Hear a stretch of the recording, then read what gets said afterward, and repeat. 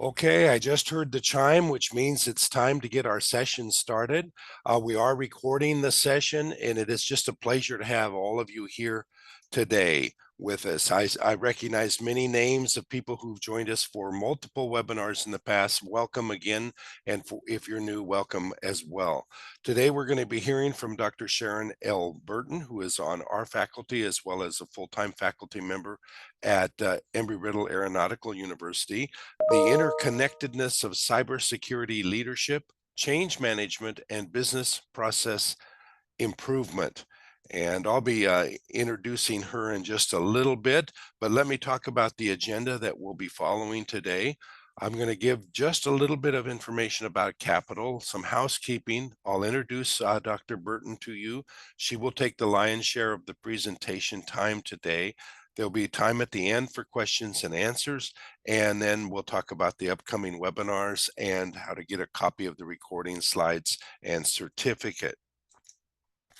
Again, I always have to apologize just slightly because I know that there are many people here on the call that have made multiple webinars with us.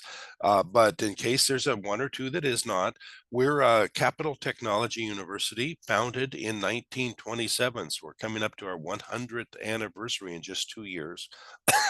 Excuse me, I've been fighting a very bad cold. So bear with me. I'll try to keep these remarks brief. One of the few universities in the United States that focuses only on STEM academic programs. We offer degrees all the way from the associates right up to the doctoral level. And in fact, as you'll see when I read the presenter's bio, she holds a doctorate from Capital, as well as another doctorate as well. We're a nonprofit, private, and accredited university. These are all important terms, but the key one is the accreditation. We are regionally accredited, which is the highest level of accreditation available to any university in the United States. Capital offers a really large variety of cyber-related degrees. And I saw here that one of our attendees today is the chair for healthcare cyber. That's just one of many different cyber fields that we offer degrees in. If you're interested in any of these, let us know. We'll be happy to talk to you some more. Now, here's the housekeeping. We'll answer questions at the conclusion of the presentation, but you should type them in whenever you want in the text chat, and we'll answer as many as we can when we circle back to catch questions. Microphones and webcams are not being activated for participants today. A link to the recording and a link to the slides will be sent to all registrants and available on our webinar webpage. We'll also offer a participation certificate. I'll talk about how to get that at the very end of the webinar. Now, let me introduce Dr. Sharon L. Burton, PhD and DBA. Dr. Burton is a full-time assistant professor of practice at Embry-Riddle Aeronautical University. She serves in the College of Aviation's Department of Applied Aerospace.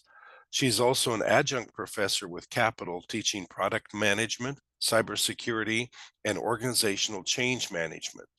She's a distinguished cybersecurity expert and organizational change management strategist with over 25 years of experience leading complex technologically and organizational transformations. Her research focuses on strengthening cybersecurity defenses while ensuring seamless organizational transitions.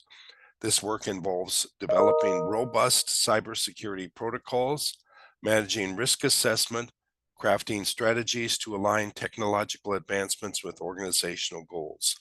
She's the author of 4 books and the author or co-author of more than 60 scholarly articles, textbook chapters, and professional presentations. She has 2 earned doctorates, one from Capital in cybersecurity leadership, and also a Doctor of Business Administration from National Graduate School. She also earned 2 MBAs. She's a lifelong learner and holds 11 professional certifications, including the CISM and the PMP. Now, with that, we're going to boggle a little bit here as I stop sharing, so that Dr. Martin can Dr. Burton, forgive me, can share. So let me stop that and let her go ahead and share her screen and take over the presentation.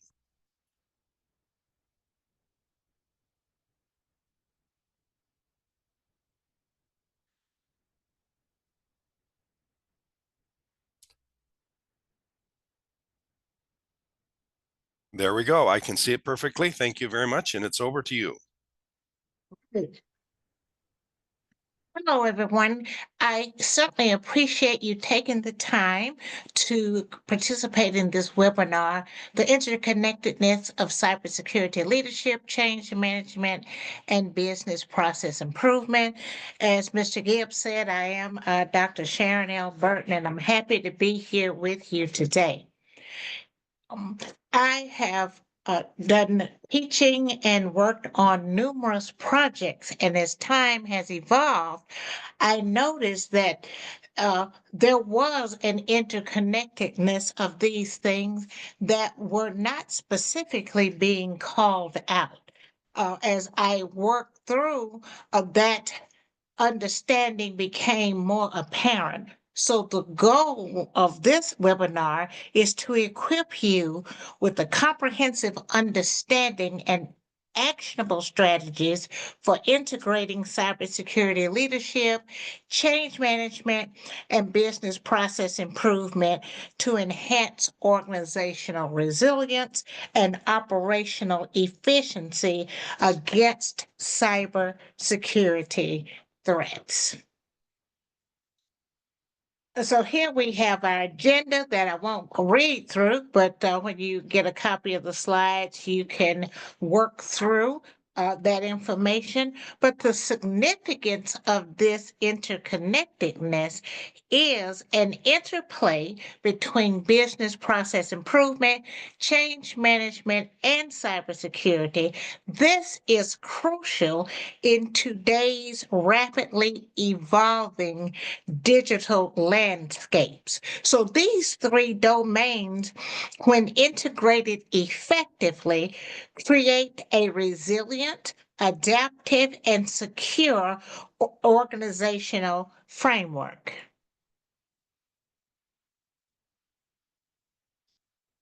Notice some of the objectives that we'll cover today, but I want to here bring forth the combination of thought. So, business process improvement is a driver of efficiency and security.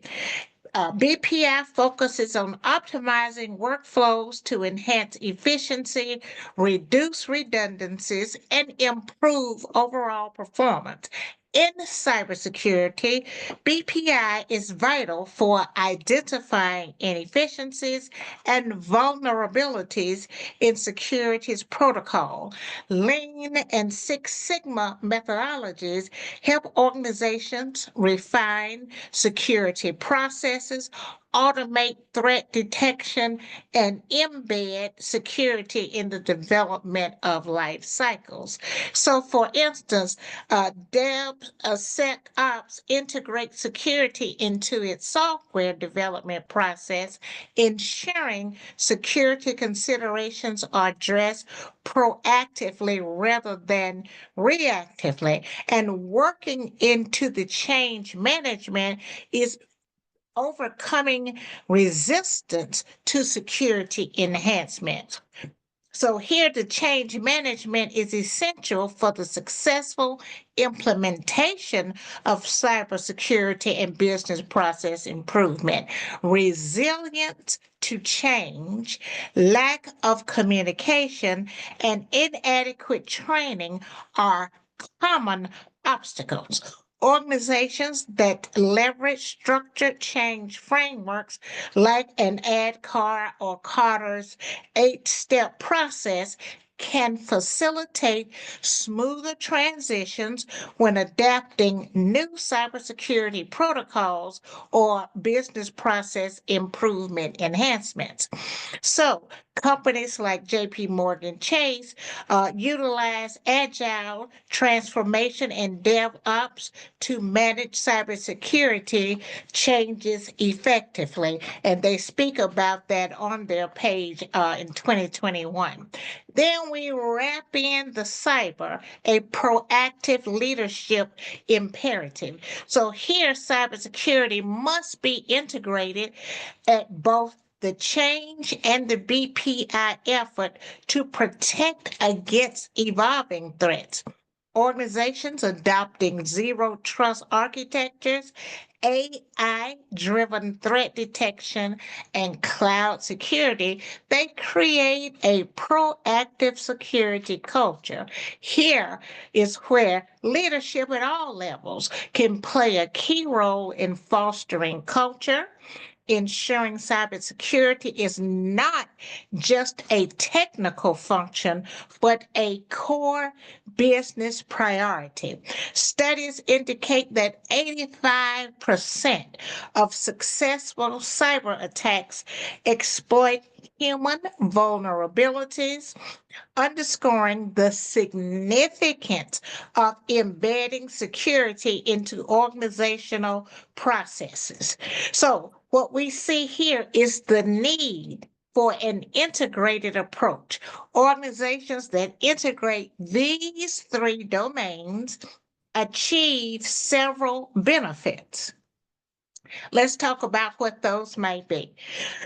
Enhanced security, which is continuous improvement, reduces cybersecurity gaps, reduced risk of breaches, proactive change management, minimizes resistance to cybersecurity protocols, and operational efficiencies, which help to streamline processes, led to cost effective cybersecurity measures. So, the interconnectedness of BPI change management and cybersecurity is vital for organizational success. And companies that work to integrate these three will find themselves in a much stronger position. So, what we see here is a synopsis of the need for integration in cybersecurity here. We see what risk factors are, and we see here the prevalence and impact that occurs when dealing with these things. So cybersecurity breaches are becoming increasingly sophisticated.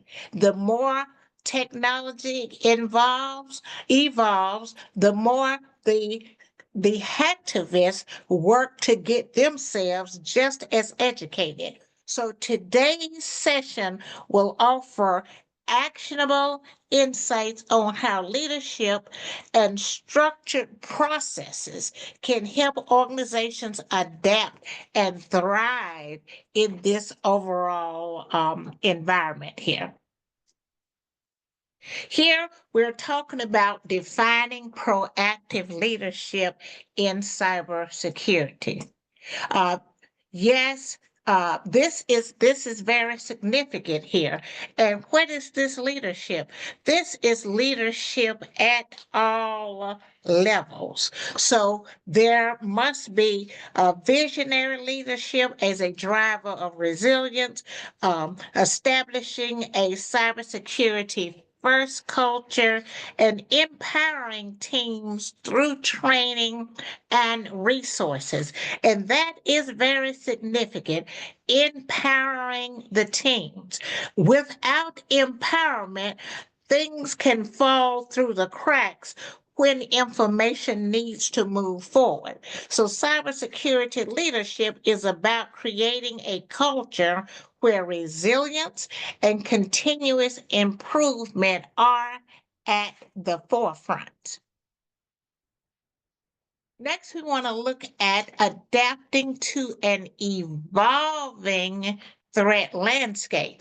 So here we look at what are some of these common pitfalls in change. One, resistance to change and lack of communications. This is very important to overcome. Where is this communication? It must go across all departments. Cybersecurity does not sit only in the lap of IT. It does not sit only in the lap of business. It sits across the table. Everyone must understand what is happening at all times. We mentioned training. That's where this consistent training to understand the different threat issues come into play. With education, there is then the opportunity to reduce resistance to the change.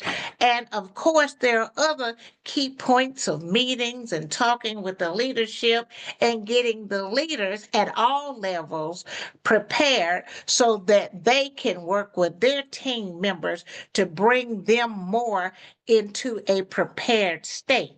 So organizations that adapt swiftly to evolving threats excel by following structured frameworks such as Potter and other change management methodologies. So let's talk about driving efficiency through continuous improvement. What we see here is an example of what is reduction in efficiency through business process improvement. When all teams work together, there is an overall reduction that can occur. Communication gaps. We definitely want to fill those. Where there's a gap on one side can become a cyber error on the other. Reducing of redundant tasks, which is what we don't want. Time wasted, errors in rework, resource misallocation. This just gives you an idea of what reduction in inefficiency through the business process improvement is. And you can see on a cyber side, all of these areas connect right into cyber as well. So with this said, improving business processes ensures that cybersecurity measures are integrated seamlessly into a daily operations. And the key word is integrated seamlessly. And that is the approach that takes on building change to continuously be having a seamless approach. So, overviewing of key international laws. These laws have been growing over the years, and it looks like every time I look up, I am seeing more and more information here. So I'm just going to do a call out. I'm not going to read through each one, but what I want you to notice here in North America, we have CISA, which encourages information sharing to ensure to enhance cybersecurity. We have the California Consumer Privacy Act, which I'm sure many of you have heard of. Canada has the Personal Information Protection and Electronic Document Act. Which is a governing data policy. Then, when we look at Europe, most of you are probably familiar with that GDPR, the General Data Protection Regulation, which emphasizes data protection and privacy. But they also have the NIS directive. The UK has aligned with GDPR principles in the post Brexit era. Then we see that South America has what's called the General Data Protection Law, and it's modeled from the GDPR to protect personal data. We see what Argentina has, protects individuals' personal data and privacy. Then we see Asia has the Personal Data Protection Act regulating data collection and use. China, personal information protection laws focusing on data privacy and security. India, Information Technology Acts with amendments addressing cybersecurity and data protection. We see the Middle East with the Personal Data Protection Law. Again, we see the term data privacy continuing to come up. Then there is the Qatar Data Protection Law again, regulating personal data processing and protection. Africa has the Protection of Personal Information Act. What do we see again? Personal data, safeguarding personal data. Kenya is aligning with the GDPR, again, working with data privacy. Oceania includes the notifiable data breaches scheme for data breach reporting.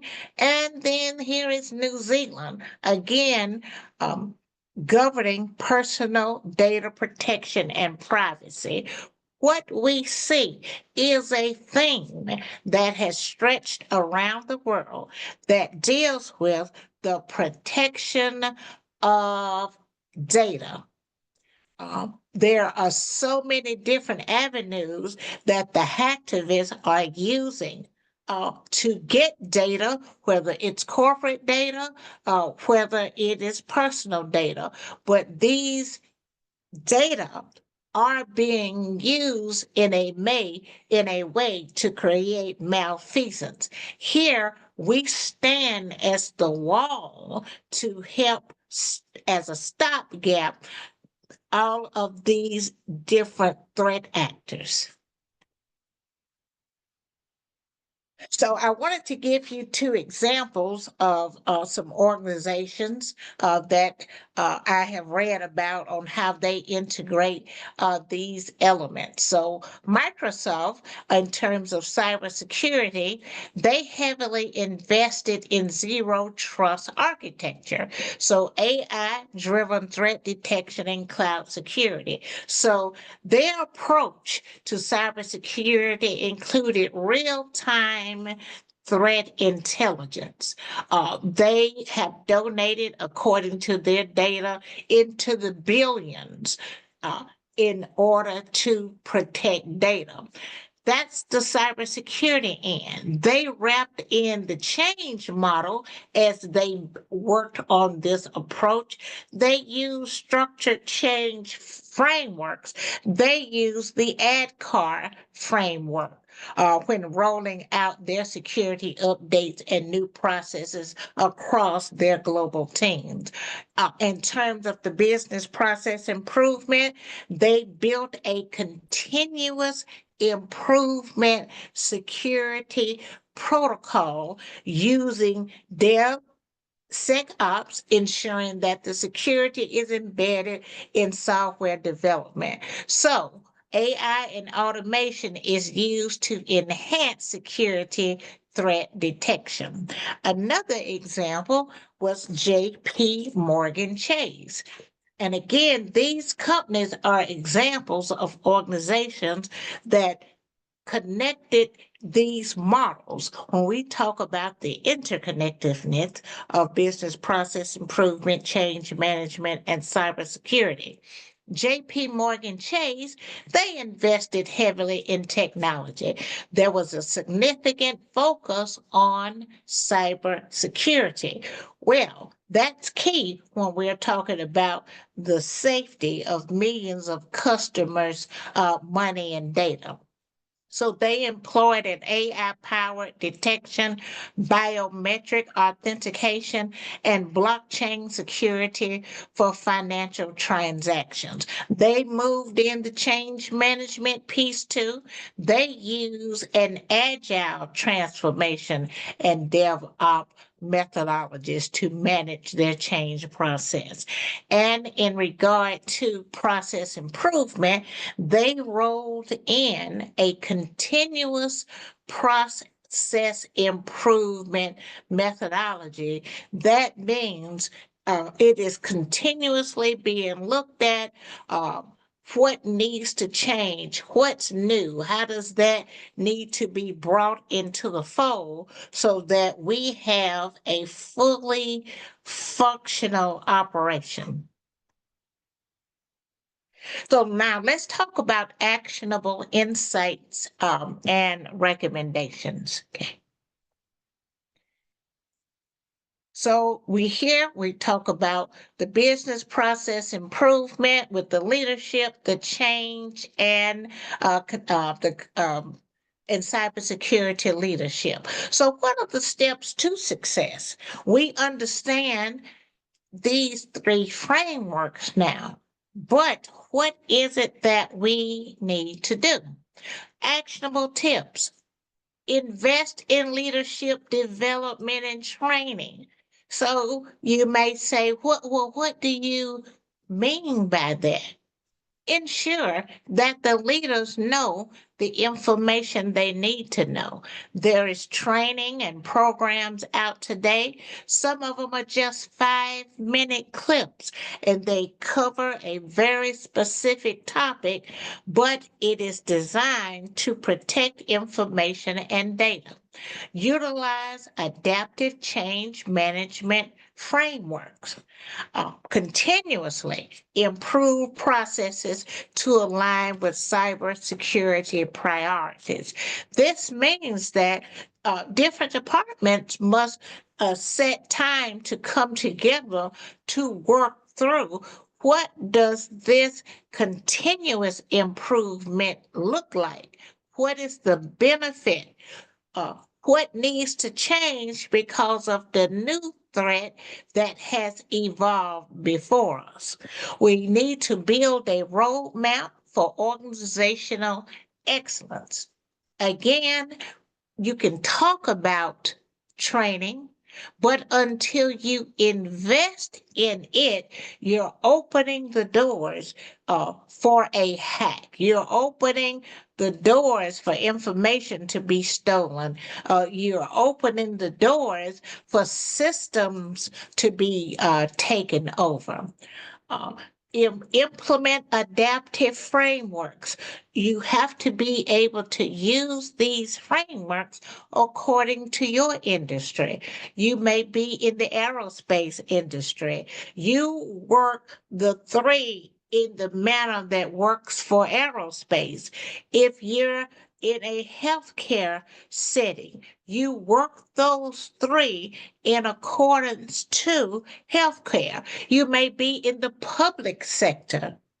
But what we understand is from all of the different issues that has happened with airports, I happened to be in the Seattle airport when they were trying to overcome an issue last August or September.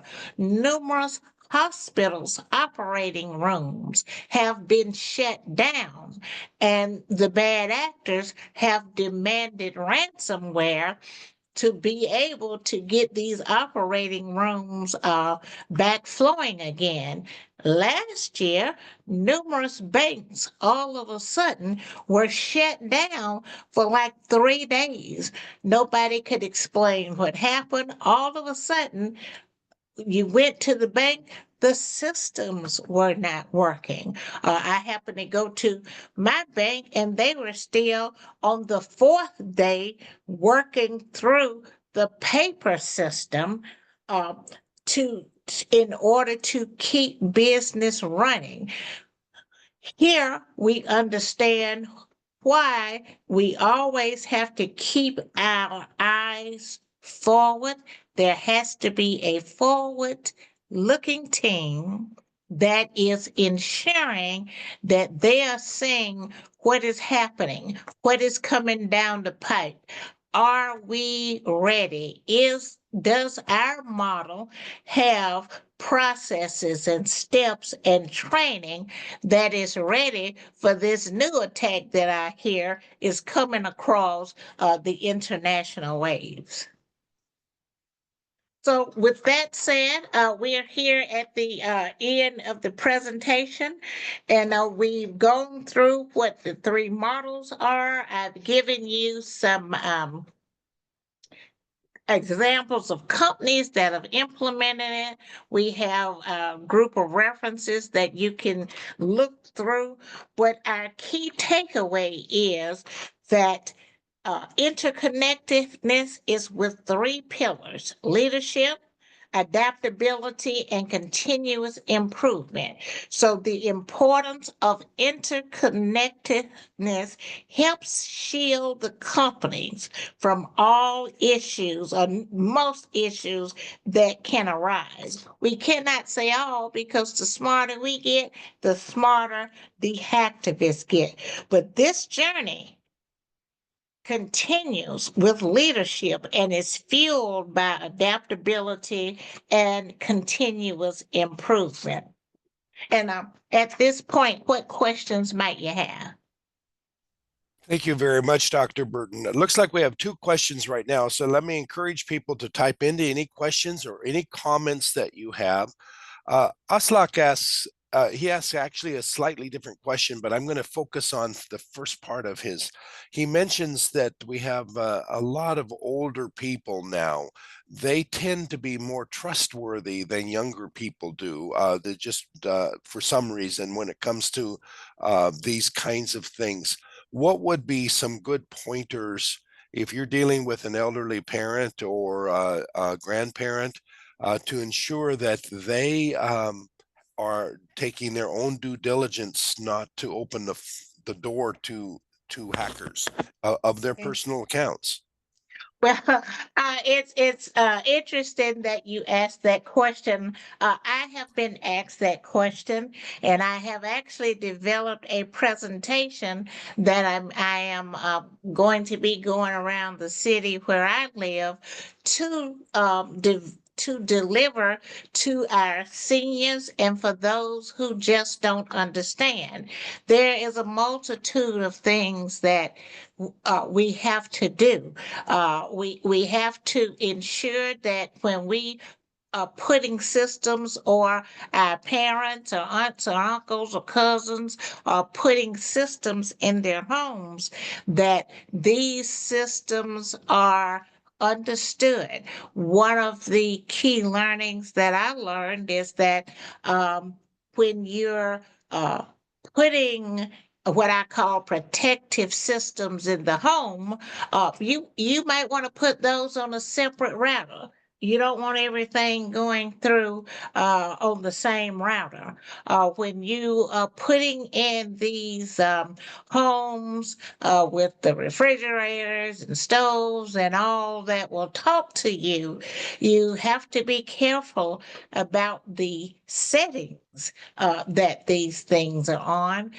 Numerous times, these instruments are set so that that the information that is being heard transports back to a database. Well, now we are being told that's for training purposes, but what we have found that um, there is data showing that there have been issues with these systems. I'll give you an example. There was a gentleman every day, he would get up, and like we will normally do, you might talk to yourself, oh, what am I going to put on today? So this gentleman would every day would say, oh, what color shirt am I going to put on? Oh, I guess I'll put on whatever color. So I think about a month or two had passed, and when he got up, he goes, oh, I wonder what shirt am I going to put on today? Before he could decide what he was going to put on, Alexa said to him, oh, you've worn the white shirt so many days, the yellow shirt so many days, and went on and on. I think you should wear the X shirt. Well, he was shocked because he never thought he never thought that that would happen. So you have to watch on how these settings are on the instruments that you buy. If you have a TV in your home and that TV has a monitor on it, I have read data showing that you may think that TV is off, but it may appear to be off, but bad actors could have come in through the back end and they're using that monitor to watch what is happening in your home to maybe decide when they may decide to attack your home.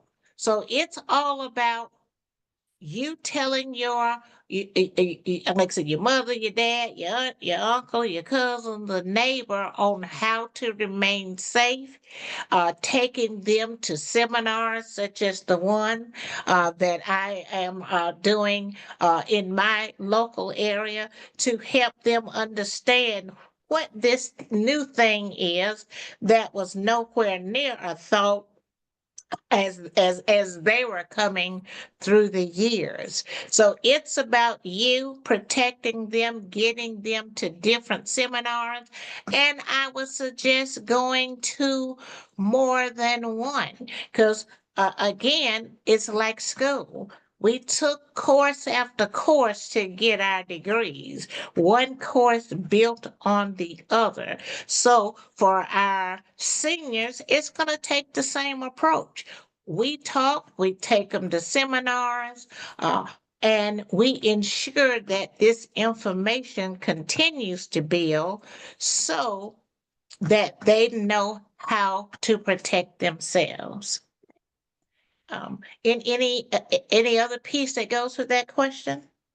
Not to that particular question. I'm going to bounce over to something that Valerie asked. To be honest with you, I'm not sure what she is saying here. So I may ask Valerie to more further explain this, but I'll read the question. She said, how do you feel about those cyber over deposits that JPMC to people's accounts? Are you familiar with what she would be referring to?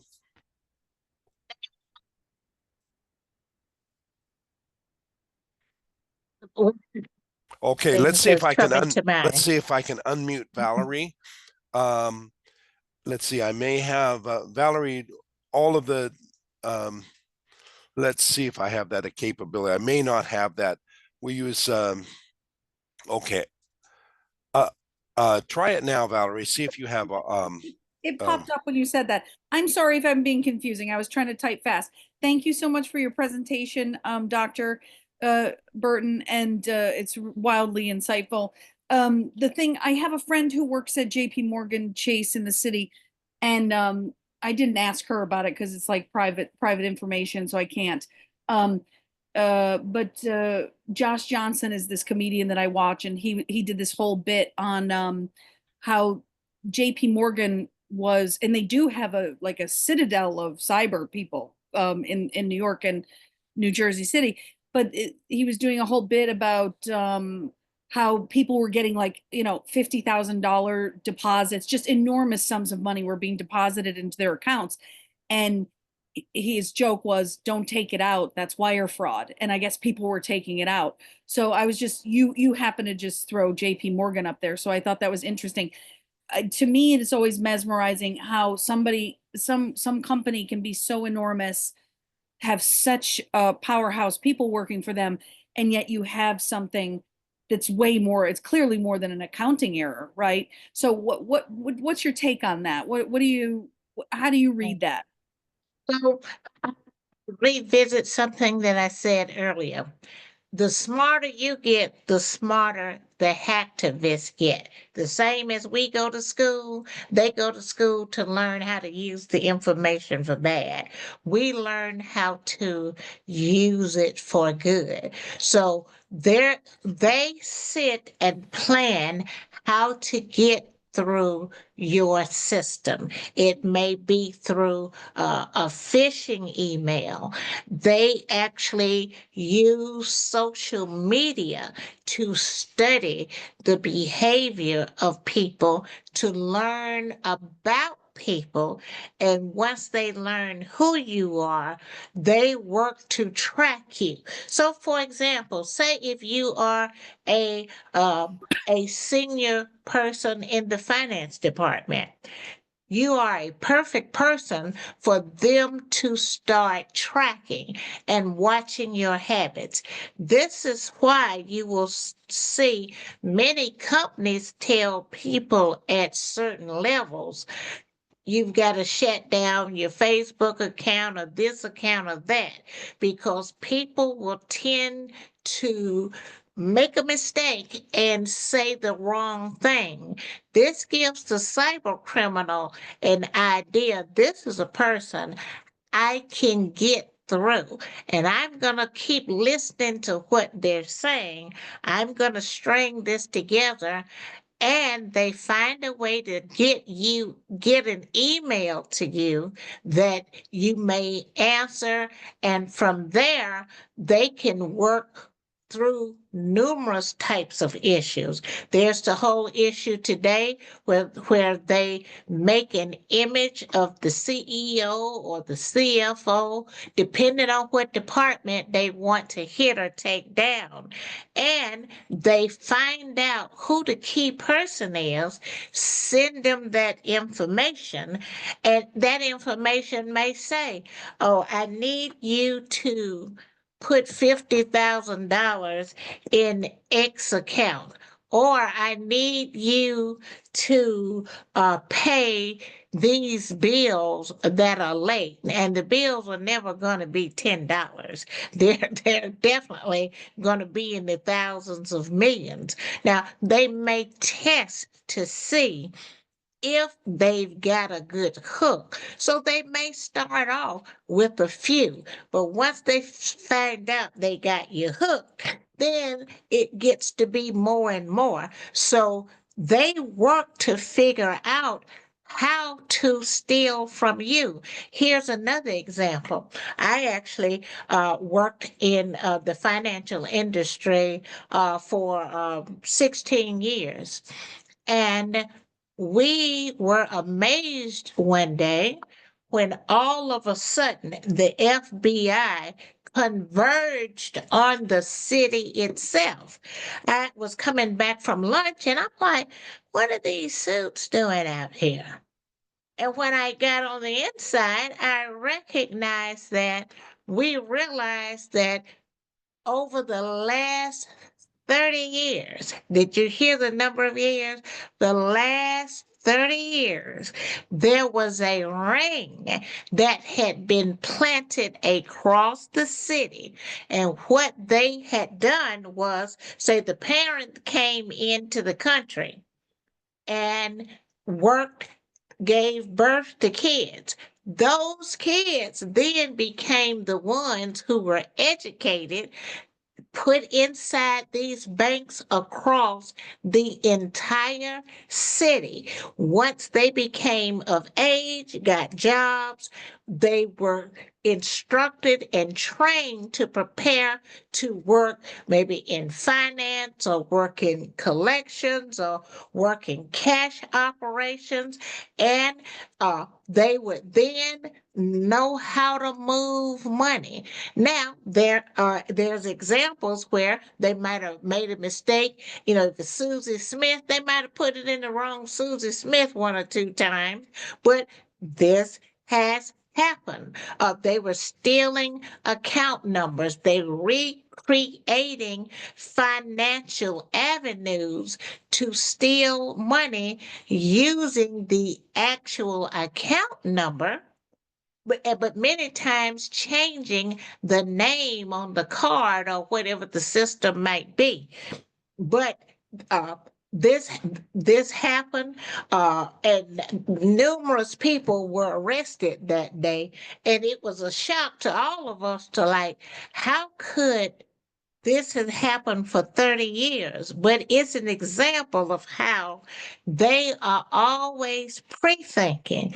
So the old saying is you got to get up early in the morning. So the same as they do, we who run these operations have to get up and read and understand what is happening. So there's numerous ways that this type of thing has happened. Did that help clarify it some? You Yeah, did, and I'm that's a watching the time here, and it looks to me like we are getting close to where we need to stop. I'm going to take one more question. This is an excellent question from iPhone. I'm not sure who that is, but iPhone asks this: what's the biggest mistake people make when it comes to cybersecurity? Oh, yeah, mistake is not one mistake. There are multiple categories of mistakes that people make. Sharing information on their routers. One of the things that I learned as I got more involved into the IT and cyber world, instead of a public router, I learned to get a private router. That way, none of my router is shared to the public access.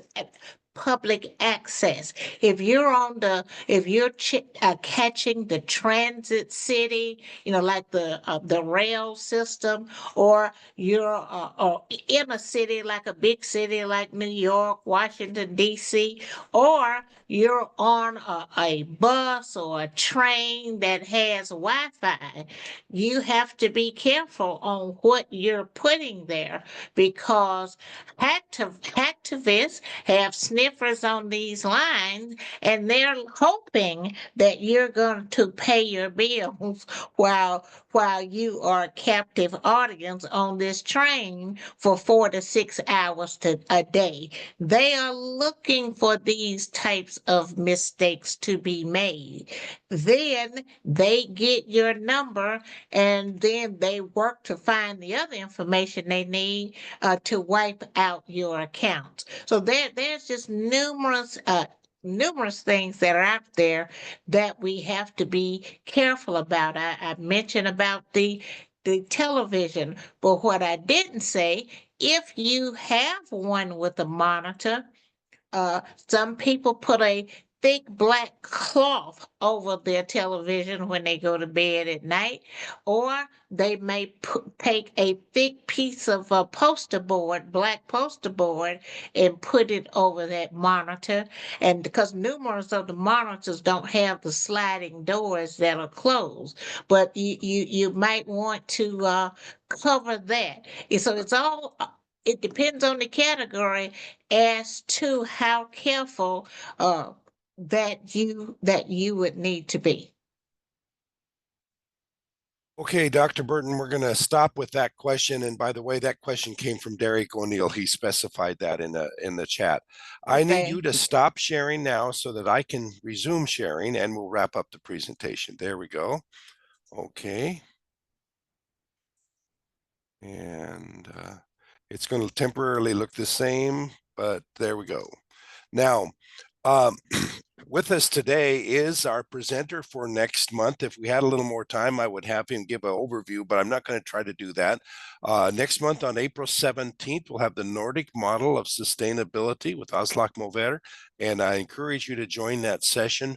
Many people don't realize that we offer degrees in sustainability, and so we're going to talk about what they're doing in Norway and Scandinavia towards sustainability. Then on May 20th, we return to the cyber world. Cyber breaches and attacks, they will happen. How do you respond?